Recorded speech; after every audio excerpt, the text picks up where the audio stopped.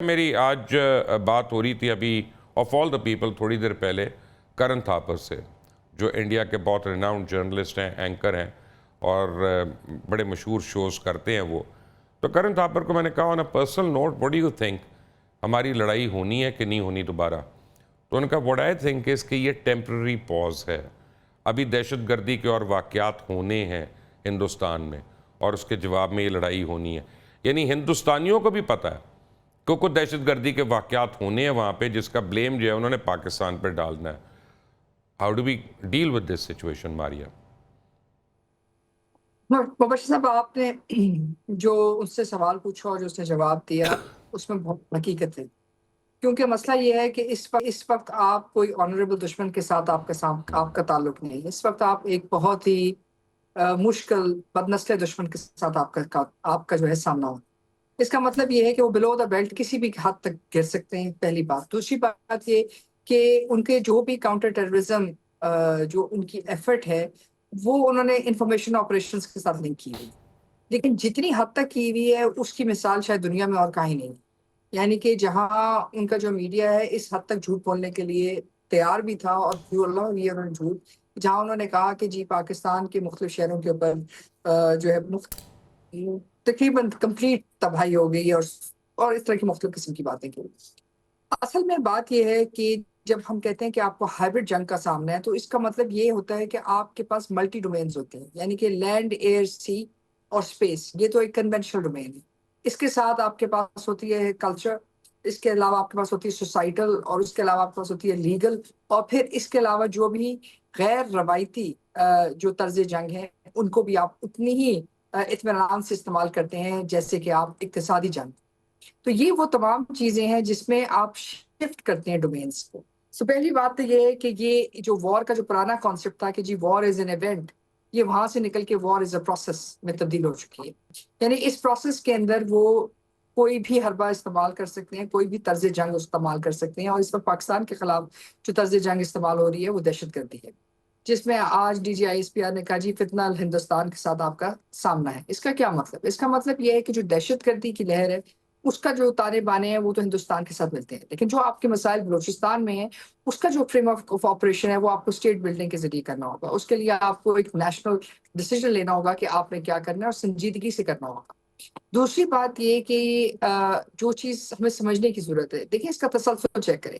انہوں نے جعفر ایکسپریس کی، جعفر ایکسپریس کے بعد فوراً بعد آپ کے پاس پہلگام ہوا. پہلگام کی شکست کے بعد انہوں نے دوبارہ خزدار میں آپ کا جو ہے حملہ کیا، اور خزدار کے حملے کے بعد آپ نے کیا چیز دیکھی؟ یہ چیز دیکھی کہ جو جعفر ایکسپریس کی جو ویڈیوز تھیں وہ فتنہ ہندوستان نے اسی وقت جو ہے انڈین میڈیا کے اندر وہ آنی شروع ہو گئی. اور اس کے ساتھ ساتھ جو گودی میڈیا ہے انہوں نے یہ کہنا شروع کر دیا کہ جی بلوچستان جو ہے آزاد ہو گیا ہے، اور یہ تمام چیزیں چل پڑیں تاکہ انٹرنیشنلی جو انہوں نے لوز کیا ہے کشمیر کے اوپر اس کا فوکس وہ کہیں اور لے کے جا سکے. اب یہ آپ کا چیلنج ہے. اب اس چیلنج کے اندر آپ نے کیا کرنا ہے؟ ایک بات تو ہے جو آپ نے عسکری سطح پہ کرنا ہے وہ آپ نے کیا، اللہ تعالیٰ نے آپ کو ایک عسکری کامیابی دی، اور سب سے بڑی بات یہ کہ آپ کے پاس انڈسپیوٹڈ کامیابی ہے. یعنی کہ ایسی کامیابی ہے جس میں جو مودی حکومت ہے وہ نوشن آف وکٹری نہیں کرافٹ کر سکی. وہ یہ نہیں بتا سکی اپنے لوگوں کو بین الاقوامی سطح کے اوپر، عسکری سطح کے اوپر، علاقائی سطح کے اوپر کہ ان کو کسی قسم کی عسکری کامیابی حاصل. دیکھیں ارریلیونٹ کہ پاکستان نے 6 جہاز گرائے یا 7 جہاز گرائے، S-400 کا پورا سسٹم تباہ کیا، یا اس کا ایک کمپوننٹ تباہ کیا، یا تینوں میں سے ایک بیٹری جو ہے آپ نے نکالی. سب سے بڑی بات یہ کہ آپ کو ہندوستان کی ایئر فورس کی طرف سے، ہندوستان کی آرمی کی طرف سے کوئی رد عمل نہیں آیا. آپ نے کوئی انڈین ایئر کرافٹ اس طرح ایئر بورن نہیں دیکھے فیز 2 میں کہ جو پاکستان میں آ کے حملہ کرتے یا کوئی اس قسم کی بات. اس کے بعد جب آپ نے سائبر ڈومین میں شفٹ کیا تو اتنا بڑا جو مومنٹم تھا جو انڈیا کے اندر بنایا ہوا تھا کہ انڈیا کی آئی ٹی انڈسٹری دنیا کی سب سے زیادہ جو ہے فعال انڈسٹری ہے، اور وہ انڈیا کو اور امریکہ کو جو ہے نیکسٹ اسٹیپ میں لے کے جائے گی. آپ نے دیکھا کہ اس کے اندر بھی ان کو کوئی کامیابی حاصل نہیں ہوئی، اس طرح کہ پاکستان میں کوئی اس کا سائبر حملہ ہوا.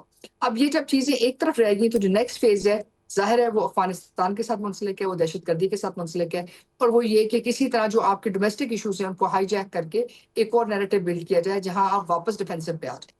اب ان ڈیفینسو کو چینج کرنے کے لیے آج کا سٹیپ امپورٹنٹ ہے. آپ نے دہشت گردی کو ہندوستان کے ساتھ لنک کر دیا، زبردست. لیکن جو دوسرا चैलेंज है वो आपका ये है कि जो बलूचिस्तान के अंदर आपके चैलेंजेस हैं, जैसे कि आपने बी एरिया को ए एरिया में कन्वर्ट करना है, जैसे कि आपने लेवीज जो इस वक्त गायबाना तौर पे बलूचिस्तान में मौजूद हैं, अगर 83,000 है और उसमें से तकरीबन 60 या 70% जो है मौजूद नहीं है या जो भी है, उसके बारे में आपने तफसीली फैसला लेना है। अगर आपने एडमिनिस्ट्रेटिवली आपने कौन से यूनिट्स इस्तेमाल करने हैं, लोगों को लॉ एंड ऑर्डर और तहफ़्फ़ुज़ कैसे देना है, ये फैसले आप सियासी तौर पे करेंगे, ये फैसले आप कौमी तौर पे करेंगे।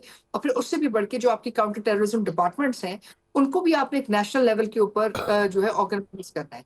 क्योंकि जो आपका दुश्मन है, जो आपका दहशतगर्द है, वो इन चीज़ों के अंदर आपके खिलाफ कोई किस्म की, किसी किस्म की जो है लेवरेज आपको देने के लिए तैयार नहीं है।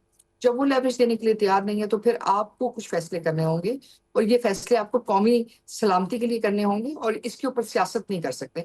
It has to be your red line, क्योंकि ये जो जंग है, ये सिर्फ पाकिस्तान की बका की जंग नहीं है, ये पाकिस्तान के मुस्तकबिल की जंग भी है और पाकिस्तान की हालत की जंग भी है।